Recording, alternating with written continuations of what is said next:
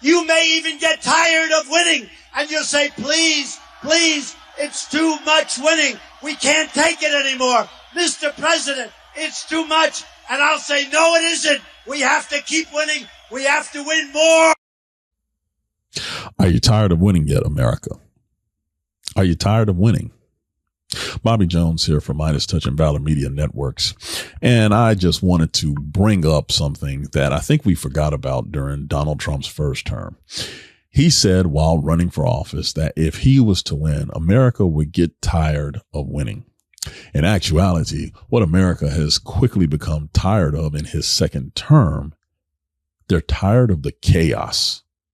The chaos, the chaos, the chaos.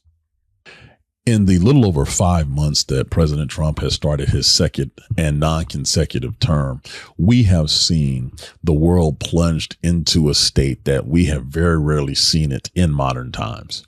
We have seen the destruction of the economic models. We have seen within the United States a rise in domestic violence of the political flavor. We've seen ICE raids and a Gestapo-like state, but also internationally now, we are seeing the one thing that President Trump hung his hat on the most be violated, and that is not getting into any meaningless, endless wars, particularly in the Middle East. So how did we get here? Why did we get here? Well, believe it or not, it's because a certain individual's feelings were hurt by, well, his former BFF. The fallout between Elon Musk and Donald Trump seems like a lifetime ago because of recent events, but it was just a couple of weeks ago. And in that, both President Trump and Elon Musk went at it publicly, to the point where both parties seemed to be degraded based on what happened. But it kicked off a spiral for Donald Trump that continued into the ill-conceived and ill-executed 250th Army birthday / Donald Trump's birthday parade. That was countered with a No Kings protest, of which the world has never seen. I'm talking millions of people. And that continued into the G7 summit, to which Trump looked by that point pretty much emasculated by the rest of the world. Never mind the fact that he had ICE agents going around the United States like a secret police / Gestapo, just grabbing people randomly off the streets without warrants, without identification, and shipping them anywhere around the world. Never mind the fact that he had violated many court orders to include the Supreme Court. And never mind the fact that he found some time to get on Ukraine, of all people, when President Zelensky came to see him in the White House. Okay. He did a lot of things to try to establish power, but at every turn, he has been met by resistance. That leads to his current mental state and what happened when Israel approached the United States about Iran creating a nuclear weapon. Let me be clear. Israel has been saying Iran is just days away from a nuclear weapon for years. Here's the proof. Are there any other nations that you would recommend that the United States launch preemptive attacks upon at this point? The two nations that are vying, competing with each other, who will be the first to achieve nuclear weapons, is Iraq and Iran. It's 2012, and Netanyahu is holding up his infamous cartoon bomb at the UN General Assembly.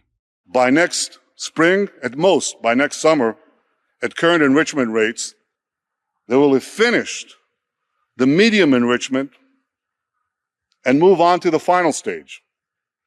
From there, it's only a few months, possibly a few weeks, before they get enough enriched uranium for the first bomb. And no matter what Israel has said, every American president prior to Donald Trump has said, no, we're not going to join in on these escalatory actions because they understood the long-term ramifications of doing so. Well, President Trump is not like any other president America's ever had, and he was at an emotional low. And so here comes the military operation to help him reestablish his manhood in front of the world. One would think before taking on such a definitive and decisive action that the president of the United States would use every subject matter expert at his disposal. But we've come to find out that the director of national intelligence, Tulsi Gabbard, who had just testified to Congress that she did not have Iran gaining nuclear weapon capability for another few years, she wasn't in the room. Pete Hegseth, the Secretary of Defense, the man who's responsible for the actual service members executing the mission, not in the room. And so why and how did Trump make the decision? Well, eventually the truth came out, and here it is. The material that they've gathered already, it's a tremendous amount of material. And I think within a matter of weeks, or certainly within a matter of months, they're going to be able to have a nuclear weapon. We can't let that happen. What intelligence do you have that Iran is building a nuclear weapon? Your intelligence community has said they have no evidence that they are at this point. Well, then my intelligence community is wrong. Who in the intelligence community said that? Your director of national intelligence, Tulsi Gabbard. She's wrong. That's right, ladies and gentlemen. The Rolling Stone magazine revealed that Donald Trump was basically just winging it. He decided to do it on his gut, on vibes to make sure that he was able to insert the United States military into this situation. Why? He needed to look like he was a big boy in front of the rest of the world. I am getting older, as my kids always remind me, and every day I notice just a bit more of the aches and pains that go along with that.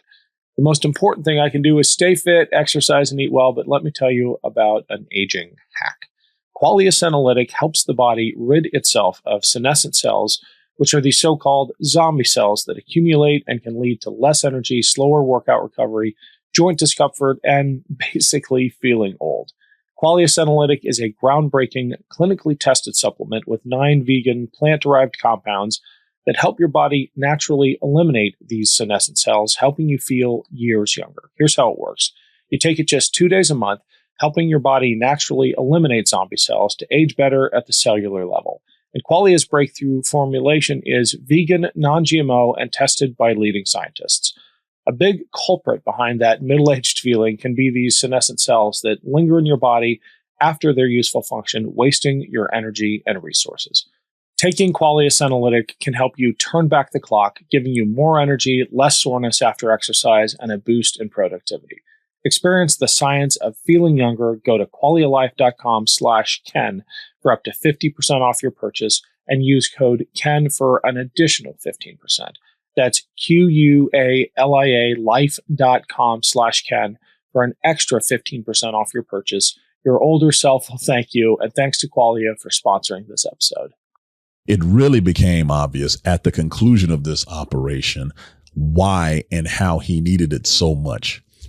Immediately upon completion, not only did he do the ceremonial stroll in front of cameras in the White House, he made sure he had his group of people behind him, but he also went on social media and made some very, very bold claims about battle damage assessment that, quite honestly, still have yet to be confirmed. And the longer we're waiting for this assessment, the more it seems like a lot of that Iranian nuclear facility remains intact. But the other piece of this was the retaliation of Iran and how the United States responded to it. Now, granted, Iran shot missiles at Al Udeid Air Base in Qatar, and they were all knocked down, which Iran knew was going to happen. Trump, seeing that if he's not careful, this will be the exact same thing that he promised against, an endless, mindless war, demanded a ceasefire. And guess what? Eventually a ceasefire was struck. The United States really didn't have much to do with it, but the Qataris, the nation of Qatar, did the heavy lifting because Iran was not talking to the United States. And why would they? They just got bombed to hell by the United States. But Trump made sure to take credit for that too. Well, that ceasefire lasted all of about 2.5 hours. And the countries went back at it again, showing that President Trump doesn't really have the respect of neither party, Israel or Iran, involved in this situation. So what does he do? He throws a temper tantrum both on social media, behind the scenes, and then he left this little nugget on his way to NATO. I do. They violated it, but Israel violated it too. Are you questioning if Israel was committed? Israel, as soon as we made the deal, they came out and they dropped a load of bombs, the likes of which I'd never seen before. The biggest load that we've seen. I'm not happy with Israel. You know, when I say, okay, now you have 12 hours, you don't go out in the first hour and just drop everything you have on them. So I'm not happy with them. I'm not happy with Iran either. But I'm really unhappy if Israel's going out this morning because of one rocket that didn't land, that was shot, perhaps by mistake, that didn't land. I'm not happy about that. You know what? We basically have two countries that have been fighting so long and so hard that they don't know what the fuck they're doing. Do you understand that? Do you kind of respond to Iran like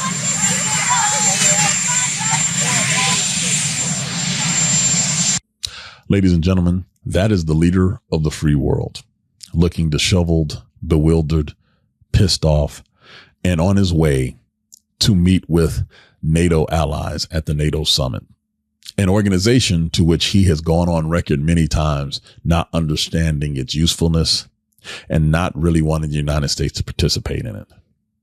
So going back to what I originally said, when you think about President Trump, the number one thing that jumps to mind is chaos. It can be economically, it can be domestically, it can be international.